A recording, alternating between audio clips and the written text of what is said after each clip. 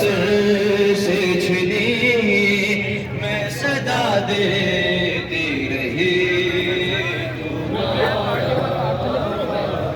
ہم کو پانی نہ ملے تیری خوشبو تو رہے، ہے تیرے بازو نہ کٹے چاہے مشکی زچ دے، یہ مگر ہو نہ سکا تیرے بازو میں جدا، مجھ پہ ہے تشنا لبی تو راضی، جب ندا سر سے چھنی میں صدا دیتی رہی، تو ناراضی،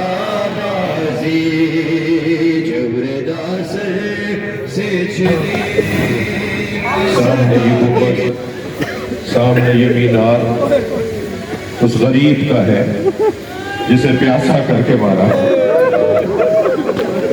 جس کے بچوں کو اس کے سامنے مارا،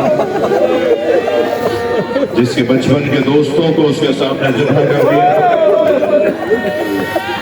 جس کے مہمانوں کو اس کے سامنے مار دیا۔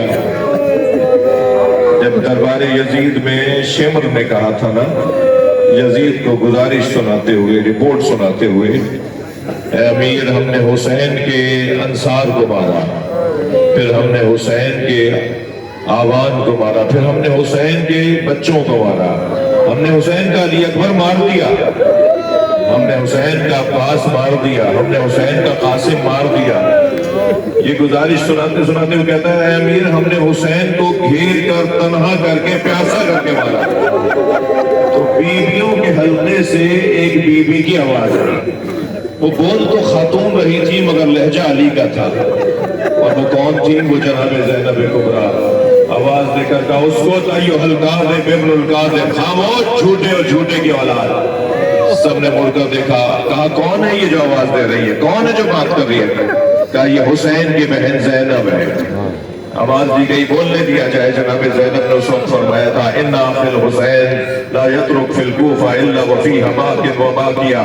یہ جھوٹ بول رہا ہے، میرے پیاسے، میرے غریب بھائی نے کوفے میں کوئی گھر نہیں چھوڑا جہاں جنازہ نہ بھیجا۔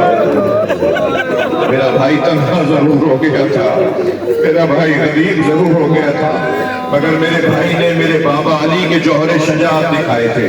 تو آپ کو ایک جگہ نظر آئے گی جہاں سرخ رنگ کی لائٹ باہر آ رہی ہوگی، وہ جگہ مقتل حسین ہے، جہاں شب عاشور حسین کی ماں نے اپنے بچے کے گرنے کی جگہ پتھروں کو ہٹایا، کنکریوں کو پیٹا۔ کل عاشور کے دن میرا حسین یہاں گھوڑے سے گرایا نہیں۔ اندر آپ جائیں گے نا تو وہ مقتل حسین، وہ قتل گاہ، وہ گودال قتل، وہ نشیب کربلا، جہاں امام حسین گھوڑے سے گر رہے تھے تو فرما رہے تھے، رہبار مجھ سے بیٹھا نہیں جا رہا، مجھے زمین کربلا پہ اتار دے۔ ذوالجلال نے دونوں گھٹنے ٹیک دیے، امام نے زین چھوڑی اور زمین کی طرف آئے، مگر رونے والوں بہت دیر لگی زمین تک آنے میں۔ زہرا کا لال تیروں پر معلق رہا۔ امام زمین کربلا پر آئے، شمع خنجر لے کے آگے بڑھا، زمین کربلا پہ زلزل آیا۔ ایک 70 قدم کے فاصلے سے کھڑی بہن نے آواز دے کر کہا، کوئی ہے جو میرے ماں جائے کو بچائے؟